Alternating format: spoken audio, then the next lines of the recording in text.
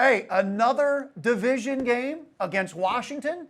They're seeing the Washington Commanders for the second time in a month. We'll see if the Eagles can go to 7-1. We're going to break down this matchup here on Eagles Game Plan. It starts now. Hey, give that thing, take everything. 1, 2, 3, take off. Hey everybody, welcome to Eagles Game Plan presented by Toyota, and the Eagles are trying to go to 7-1 here. I'm joined by the great Mike Quick and the great Ike Reese. This is the Eagles' 5th road game in their first 8 games. Another tough challenge because it's a divisional game on the road at Washington. What are you looking at for this matchup? Well, guys, the way that they were able to limit the highest potent offense in all of football, the Miami Dolphins, I just believe that the defense is really now starting to get to where we want to see them play. Sean Desai, the defensive coordinator, I thought he did a fantastic job. You've got Tyreek Hill, most explosive weapon in football. You held him to under 100 yards receiving, although he caught the ball 11 times. Ike, you got to be impressed with that in the way this defense is playing. Yeah, and the defense has gotten better each week. I remember Fletcher saying to us this summer when we talked to him, they give us to about week 4, week 5, and we'll start to form and shape our true identity of who we are. And I think it started with that game out in Los Angeles against the Rams. That second half against that offense, the way they shut it down, they've been getting after these high potent offenses ever since then. And it really starts with the guys up front. We talk about building in the trenches. Well, you got to start up front, and it starts with our guys on the outside, Josh Sweat and Hassan Reddick, tied for the team lead in sacks right now, both with 5.5. And coming off a historical performance from our defense last year, from a pass rushing standpoint, where they had the 3rd most sacks in the history of the game, we're already ahead of that pace through 7 games this year. I didn't think we can get much better than they were last year getting after the quarterback, but they've proven me wrong, and I'm delightfully so that they have. Man, Hassan Reddick and Josh Sweat have been leading the charge with the young guys up front.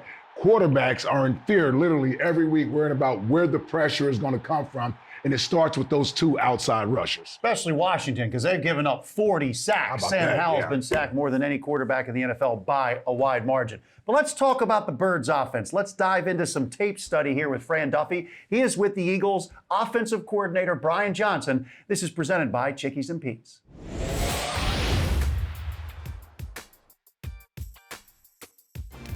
Well, joining us this week for tape study presented by Chickies and Pete's, the official sports bar of the Philadelphia Eagles, Eagles offensive coordinator Brian Johnson. And Coach, there are so many plays that we can break down from this win over Miami. We narrowed it down to 3. We're going to start on the opening drive, a 22-yard completion to Dallas Goedert. A lot to break down from this play, but where do you start? Well, this is the first, one of the first 3rd and longs we had of the game here. And we get an empty set and we catch it versus a bracket coverage. But you can see right here, we get a shallow cross from Dallas. And AJ does a great job right here of understanding that we're in man coverage and being able to change the direction of the man coverage player on Dallas. And Dallas does a great job of setting this thing up and being able to run this shallow and building at an angle right there. And we get a huge completion.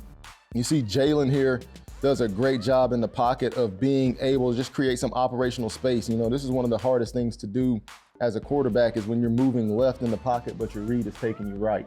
So being able to keep your eyes down the field and feel that pressure, and being able to kind of just create that operational space so you can have a clean window to make the throw. So this is a really, really well executed play.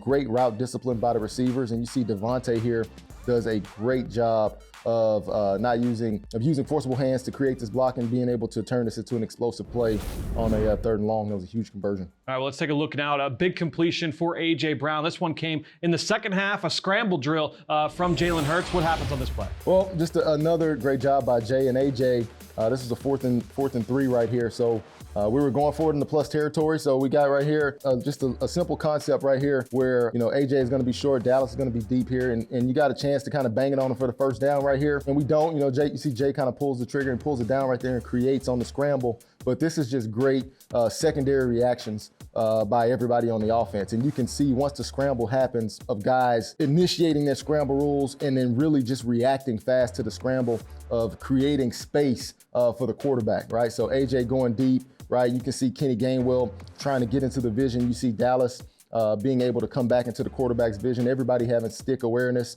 and knowing exactly where the line to gain is. And, these two guys make a great play. Unfortunately, AJ does not get in, but everybody know what play's coming next if we get it there on the one. So another really good job here by Jalen of just understanding too, how much space he has vertically to get this ball off. So he continues to extend, and those guys make a great play, and we get it in for the touchdown on the next play. I feel like a lot of fans think that those plays not necessarily happen by accident, but it's not necessarily practice, but there are coaching points for Kenny and for AJ and for Dallas in those situations. Yeah, absolutely. Right? Your scramble drill and your scramble rules have to activate. You have to do it with urgency because this is a huge part of football now. So once they see Jay kind of break the pocket, you can see everybody really burst to try to find an open area right there. So AJ's obviously open. If you rewind it back right there, you see Dallas does a great job of uncovering, right? So you got some options to give Jalen a chance to continue to extend this play. Yeah, it was a big-time play in a big situation, and you go a little bit later, you get into the red zone in a couple drives, and it's the same concept, right? You get AJ working this in-breaker. This time, the two are able to connect within rhythm. Yeah, for sure. So very, very similar to that fourth down play. We catch a similar coverage in terms of man on the outside here with AJ. So AJ does a great job of being able to drive the defender off and getting him to back up, right? And now we can kind of complete this ball underneath right there on the inside edge of the numbers, and he does a great job of being able to split that tackle. So just really, really good spacing by him of understanding, this is kind of a zero double plug coverage. So everybody's playing man-to-man, and you got these two backers kind of just sitting in the window. So AJ does a great job here of being able to settle down and catch that ball before the backer can get there. And, really just understanding, right, down here in the red zone, you're going to have some tight window throws. So you got to be able to have that trust, and you can see the trust between Jalen and AJ right there of being able to get that ball up and down right there before 43 can get involved in the play. That's the thing, is that Jalen, his eyes start left. Does he know right ahead this is all very purposeful to keep this backer here? Absolutely. We're trying to create space and manipulate defenders, and it's a really good job. You hear the old cliche all the time, it's a game of inches, right? And anytime that we can use our eyes to manipulate defenders is obviously a huge plus. All right, bring it up. Physical game. Physical game. We took it to them the whole time. Great job. Great job. Defense, they had 12 first downs. All right, they had 12 first downs. We're unbelievable. All right, got us out of a couple situations too. All right, holding them to a field goal, turnover. Great job. Great job. Offense, way to be physical. We were able to run it. We were able to protect. Excellent job. Just keep stacking days. And so we're playing our best football by the end. All right, Nick Sirianni's talking about his defense. Let's bring in Greg Cosell from NFL Films. That defense only gave up 10 points to the Dolphins. The Dolphins had that defensive touchdown. But when you look at this matchup with Washington, 31 points. That's what Washington scored here at the link. That's the most the Eagles have given up this year. What do you see with this Washington offense, especially in a division game here? John, who would have thought that Sam Howell and the Washington offensive line would have had their best game of the season against the Eagles defense? We know how good this Eagles front is. We know their pass rush pressure, and we've seen the problems that the Commanders' O-line has had, particularly in recent weeks. But against the Eagles, they did really, really well. And amazingly enough, they were really good on third down. Sam Howell on third down in that game, week 4, was 8 for 10 for over 100 yards. 5 of those 8 completions resulted in first downs. And let's take a look at one of them, because this was a really good play by Howell. It was 3rd and 4 early in the second quarter, and you see the Commanders are in a 3-by-1 set. It's an interesting coverage here because notice Curtis Samuel is split outside the numbers. The Eagles are going to match this with Josh Jobe, who was starting at the time, basically playing man coverage on Samuel, but then they're kind of playing a split safety zone coverage inside the numbers.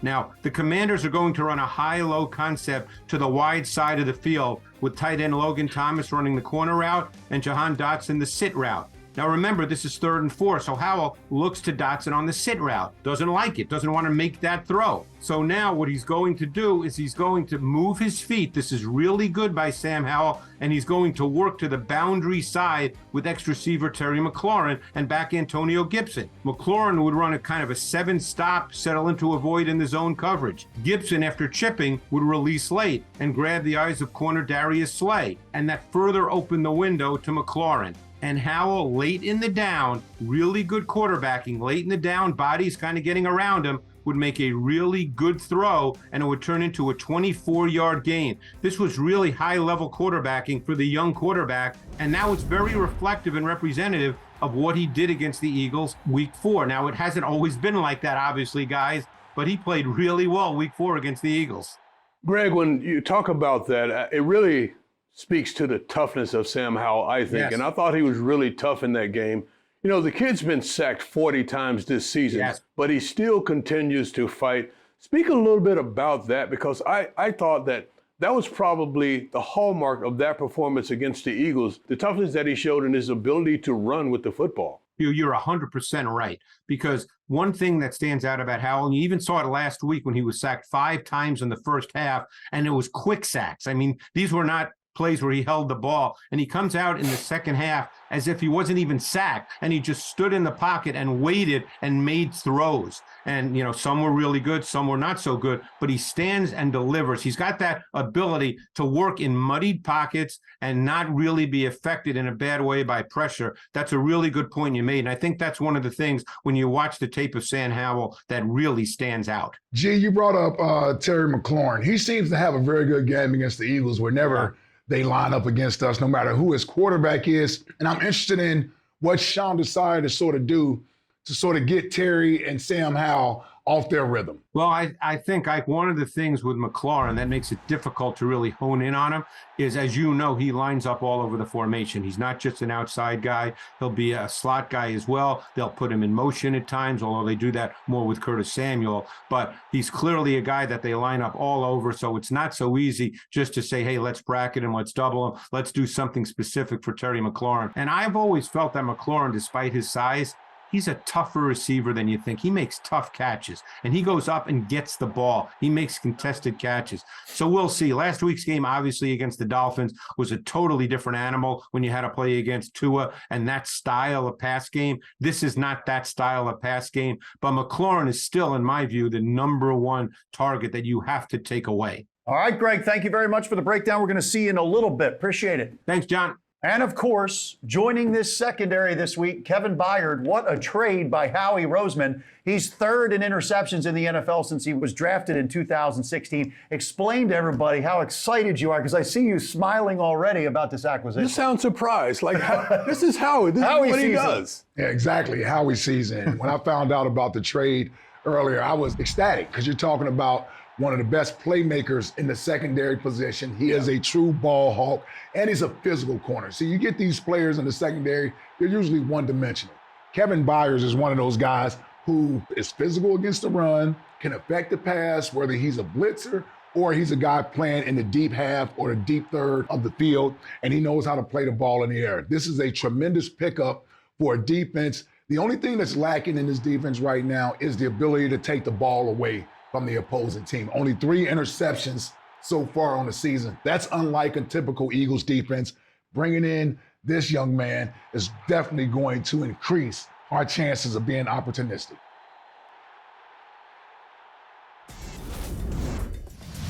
All right, Jalen Hurts coming off a really good regular season win against the Dolphins, and the Eagles were 4 for 6 in the red zone. That is big. Let's bring in Greg Cosell from NFL Films once again. But the one thing, when you look back at that game against Washington here at the Link, Washington held them down on 3rd down. Pressure standpoint, what are you going to see from that Washington front? Yeah, John, you know what? This defense, the Commanders, that is, in order to be good, their front 4 has to be the driving force. And it's been really inconsistent, not just this year, but even going back a couple of years. years. But that has to be the foundation for everything they do. And, you know, Chase Young is now back playing at a better level.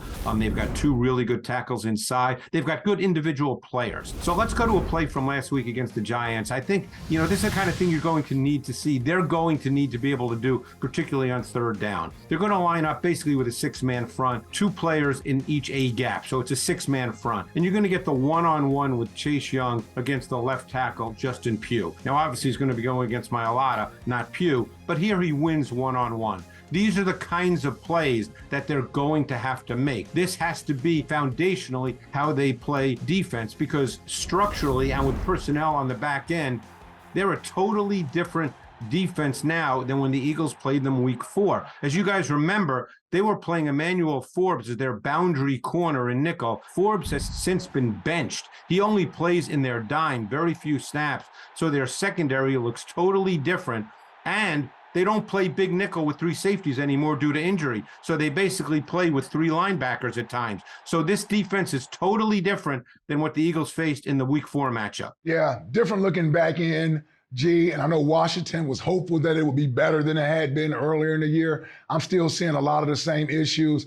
Anytime you allow, you know, the Giants passing game to get going the way it did last week, almost 280 yards passing, 2 touchdowns, I expect the Eagles to attack this Washington secondary. They will for sure, Ike. And the other factor, too, here, which we've seen so many times, is it's one thing to talk about their front 4 and how important it is, which it is, but then you also have to have a plan for Jalen Hurts, because he's going to leave the pocket. You know, he's been doing that really effectively. So it's one thing to maybe create some pressure, but then you have to have that outlet. So if he leaves the pocket, which he almost always does to his right, you have to have a way to make sure he can't beat you. Look what he did last week against the Dolphins when he left the pocket and threw 32 yards to Brown down to the 1-yard line. So it's not just the pressure part and the secondary part, it's how you deal with Hurts's movement, because he's so efficient and so calculated in his movement.